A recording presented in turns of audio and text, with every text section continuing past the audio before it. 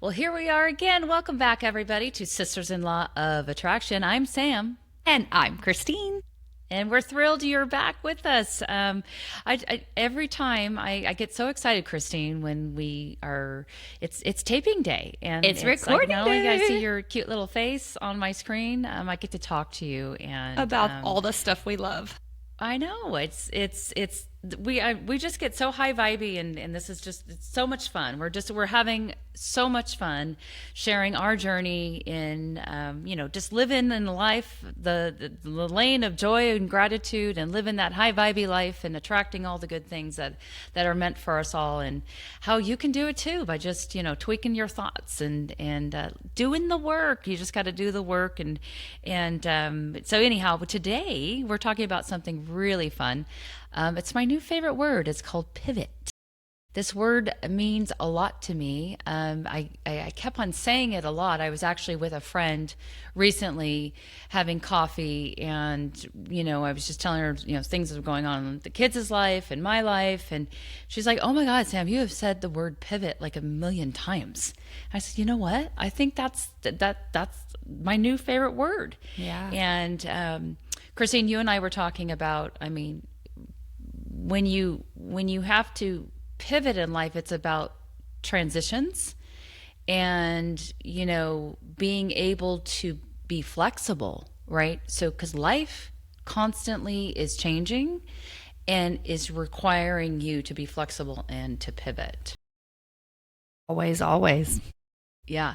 And I think there's no better example of the need for pivoting than parenting, right? I mean, if you think back on when you had that little baby, right? And so the parent, or the mother that you were with that newborn and that little baby, to now you Right. have teenagers, and Right. I have young adult children in their young 20s, and so how you parent, in those, you talk about pivot. I mean, Right. and I think you and I have talked about this when my daughter got into middle school, and I was like, oh, I don't, and I remember sitting on her bed saying, honey, I don't know how to be your mom right now. Like, I'm learning too. And I knew like I had to start pivoting because how I parented her in elementary years, right, were totally different, because she now had to start navigating, that big, bad, ugly world Yeah. on her own. Yeah. It's so hard. It's uh I should say it's hard to realize that how you parented before and you've gotten comfortable and used to it. Right. And now all of a sudden, you said that you had said this to Maddie, and I have said this to my older daughter, and that's, you've never been a 14-year-old before, and I've never parented a 14-year-old before. So like in elementary school, that was easy. I knew how to do that. Those were things that felt familiar after, 10 years of doing it. And now we're at this new phase, and the transition might be a little clunky. We're in it together, but you've never done this, just like I haven't done this, right? Right. We're in it together. We'll figure this out. Yeah, and I think parenting really is an exercise in letting go, right? I mean, I someone years ago told me that, and it really, once that you have that little baby, you can't even imagine like letting go of this this bundle of joy, and how do we do this? But I mean, if you think about it though, too, it's like all of the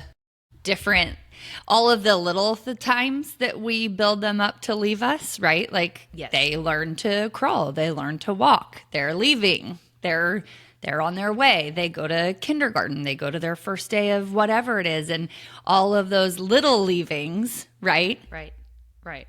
Build us up our resilience. If I Exactly. can use that word, Absolutely right? can use- Build you up the absolutely can use resilience. resilience, because it has everything to do with pivoting, right? Right. To be And- resilient, you have to be able to pivot, right? So are you the parent that goes with them and cries at the window when they're in their first day of school? Right. Or are you going to say, it's going to be okay. teacher has them now. I'm going to go home, get a few things done, or I'm going to go to work, and it's going to all be okay. Right? I mean, Right. anyway. Well, I I tend to live in extremes. And so when my daughter was 11, she was invited to go to Australia with the People to People International Program. And I remember her coming home and she got the letter and she goes, "Mommy, I got this letter." And I said, "Oh my gosh." Because I had the opportunity to go to Australia and play softball and Goodwill games. Yeah. And when I was in high school and loved Australia. I so want to go back. The Aussies are amazing. And anyhow, I called my husband and I said, "Okay, honey, how you respond in front of her is important. Like, you can't Yes. go, 'Oh, my baby girl, you can't go.'" And I said, we have to just be, super supportive, because in my mind, I'm like, this will totally prepare me for when she does go and leave us. Right. I mean, that's Right. kind of an extreme thing. I'm like, we're Right. just going to send her to Australia for 2 weeks when she's 11, just so we can get used to.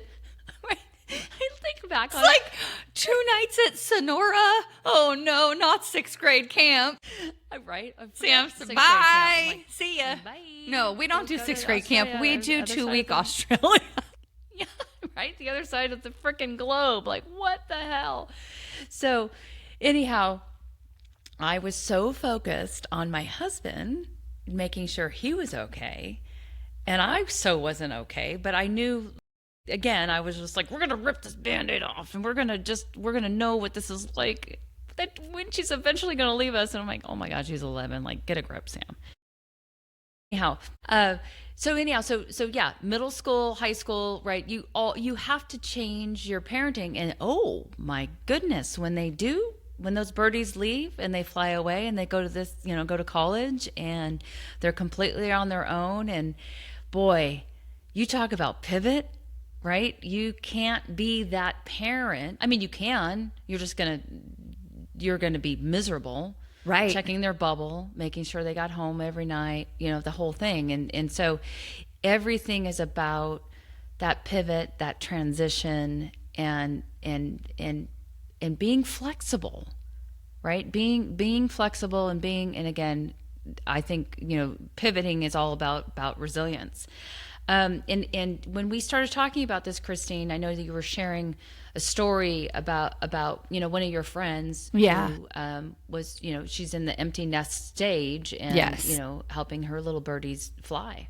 Yeah. Well, I was telling her about the podcast that we are doing, and, just the idea behind it and how I've been living and the work that I've been doing. And she had shared that she was, listening to Mel Robbins, and she had gotten the Let Them Theory book and reading that, and kind of said, I really wish I had done this before my kids were at the stage to, be going to college. And while this particular friend of mine, her kids are still at home, they're adults. Yeah. And she said, I had and am having to get used to the fact that I am no longer their best friend. Like, I'm no longer their best friend, i.e., their main character. I'm not the one that they go to and tell every story. There are not going to be stories, or there are going to be stories that I, as the mom, should not know about. Right. And that has been one of the hardest things, is kind of realizing, like, oh, okay, I'm taking my step back now. Right. And they don't need me like they did. Right. Someone else is kind of taking the place of certain aspects of what I gave them or had with them. And it's about getting used to, hey, so now it's me. Now what do I do? Now what? Now what? And I think, this pivot is one of the most, important, impactful pivots that you can have, because as a mother, you have been so focused on doing that most important job in preparing your kids for the next phase of life. And it's like, okay, so what does that mean for me now? And like you said, a good friend of mine, made the comment too, that you realize that you're no longer the main character in their story. You're now a side character. Yes. Yeah. So you're a side character in You'll their hear story some of now? the stuff, but not all of it. Yeah. You're not the first one they call Yeah. unless they need But- something. But here's the opportunity. You now can be the main character in your story. Right? And so when I started thinking about, I've got plenty of friends who do the boo-hooey, and I'm not judging on the empty nesting because this is not easy. This is not for the weak. Parenting number one is not for the weak, by the way.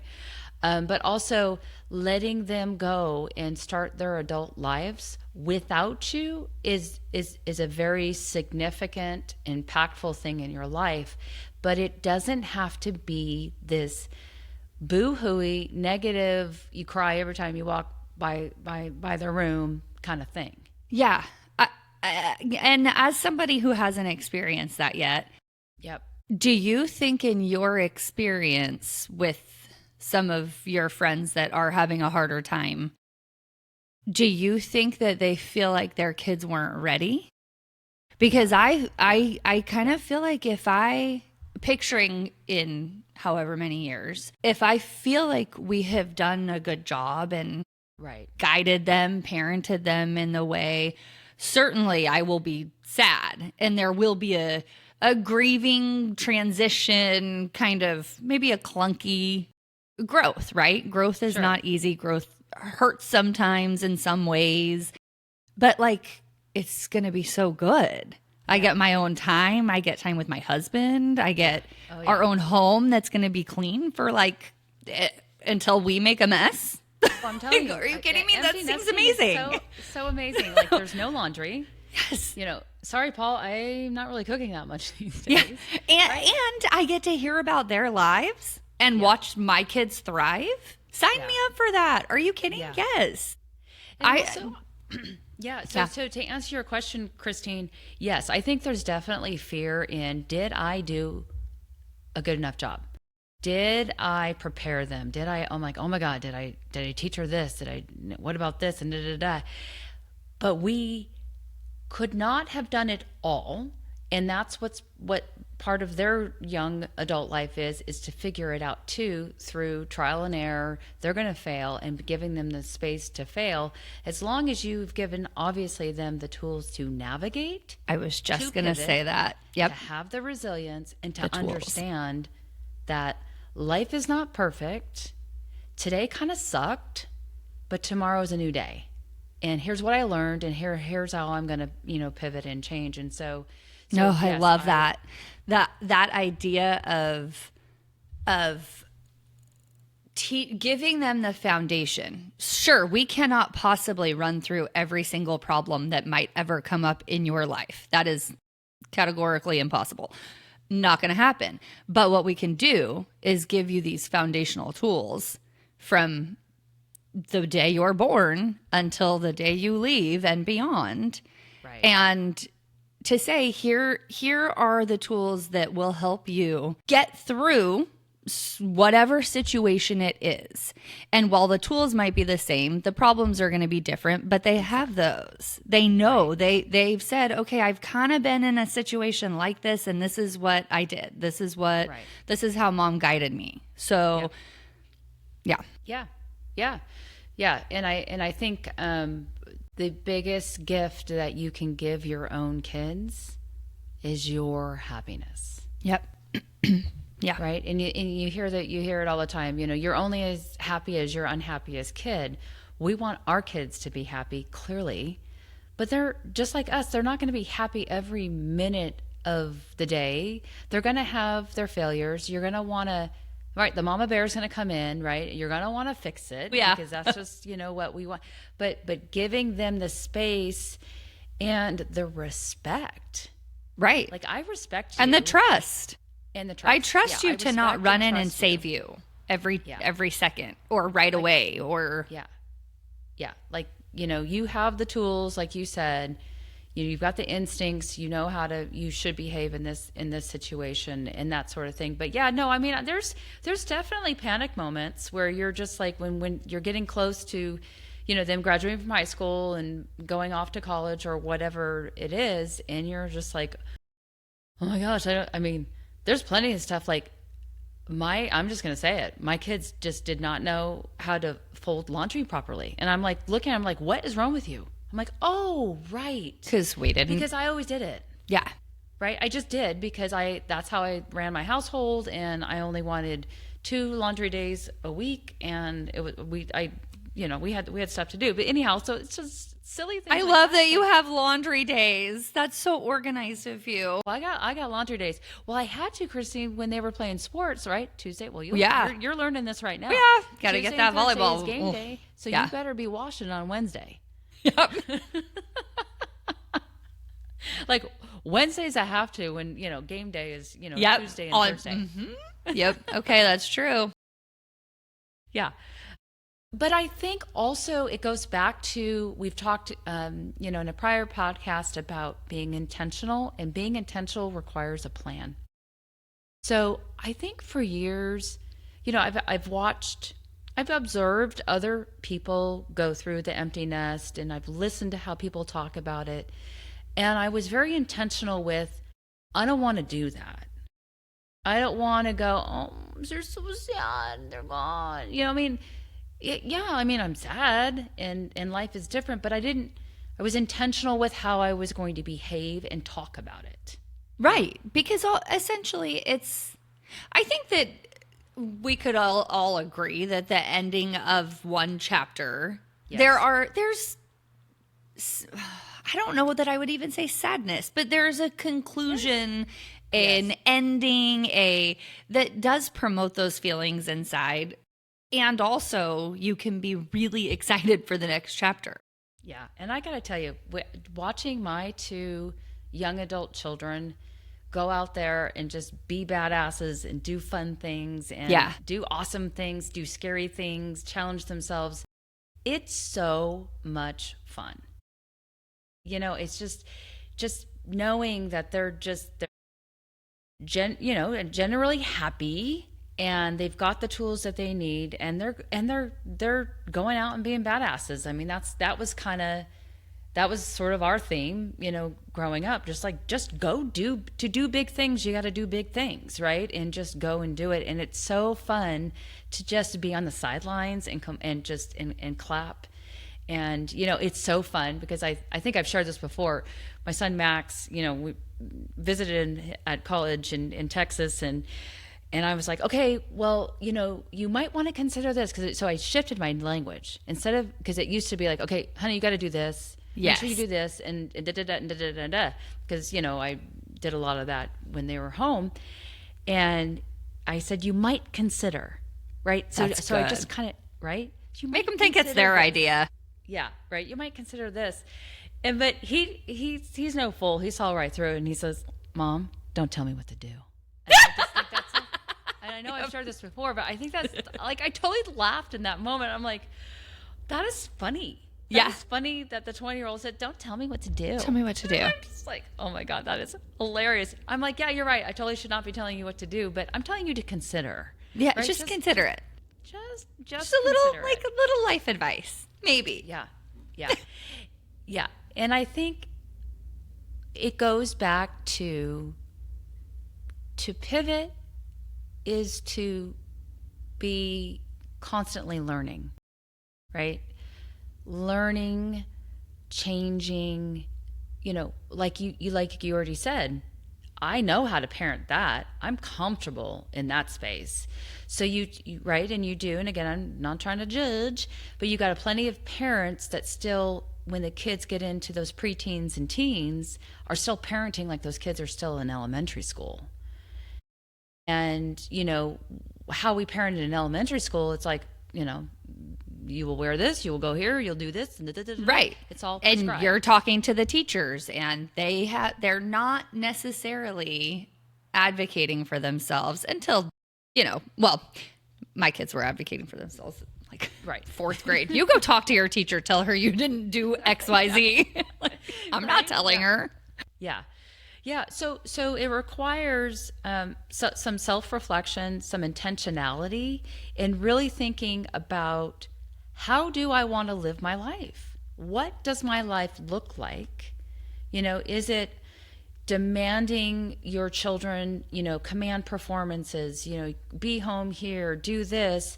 But yeah, because like my husband and I told both of my daughter and son when they went away, like if you get invited to a friend's house for Thanksgiving or whatever it is, spring break or whatever, go. Go Yeah. experience. Don't feel that obligation that, perhaps I had. Yes. I think a lot of us. Yeah. As a young adult and getting married. And it's like, because, I had a family who, loved the holidays the way they were and weren't willing to pivot Right. a little bit and change it. It's like, well, no, we have to do this because this is how we've always done it. So therefore, we can never change or have it be different. Exactly. Right. So anyhow, so those of us who have joined us today, as we continue to grow, and you're with us because you're here for a reason. Number one, we believe that, but also you want to grow, you want to learn, and you want to pivot. And being able to pivot is to be able to accept that there's change and transition in your life, and it doesn't have to be a bad thing. The more you can accept it and flow with it, the easier it will be. Always. Exactly. Just Always. don't be in a state of resistance and accept it. So we obviously have a lot more to talk about on this pivot thing. And Yes. So next time, I'm super excited. I just set up our next episode, Christine, because I want to share. I got a little more granular on this pivot, and I defined what each of those letters stand for, or what could it stand for. Yes. As you're getting into this big transition into empty nesting and launching those little birdies. So anyhow, there's a lot more to talk about, but we're I'm so thrilled excited. You're with us. I know. Yes. We can go on forever. So this is Sisters in Law of Attraction. I'm Sam. I'm Christine. Thanks for joining us. See you Thank next time. you. Bye.